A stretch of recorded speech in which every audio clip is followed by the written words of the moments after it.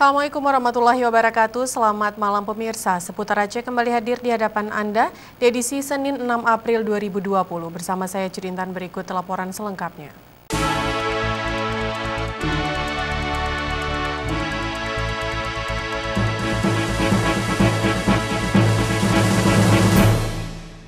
Pemirsa, sesosok pria Prarubaya ditemukan meninggal dunia di dalam sebuah mobil minibus di dekat jembatan Punge Blangcut, Banda Aceh, Senin sore tadi. Berdasarkan informasi yang dihimpun, laki-laki tersebut ditemukan dalam kondisi tidak bergerak sekitar pukul 2 siang. Penemuan mayat ini sempat menggegerkan warga, apalagi di tengah mewabahnya COVID-19. Evakuasi jenazah dilakukan petugas menggunakan alat pelindung diri, seperti penanganan pasien COVID.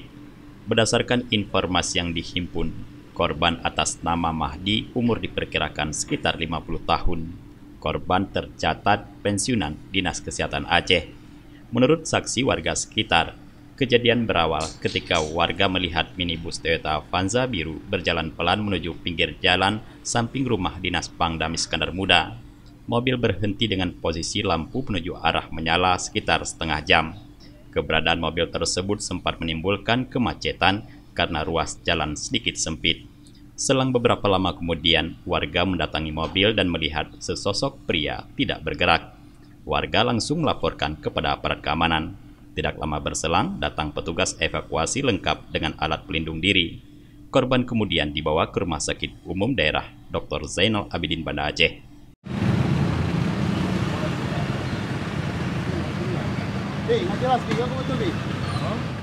Dari Banda Aceh, Tim Liputan Aceh TV melaporkan.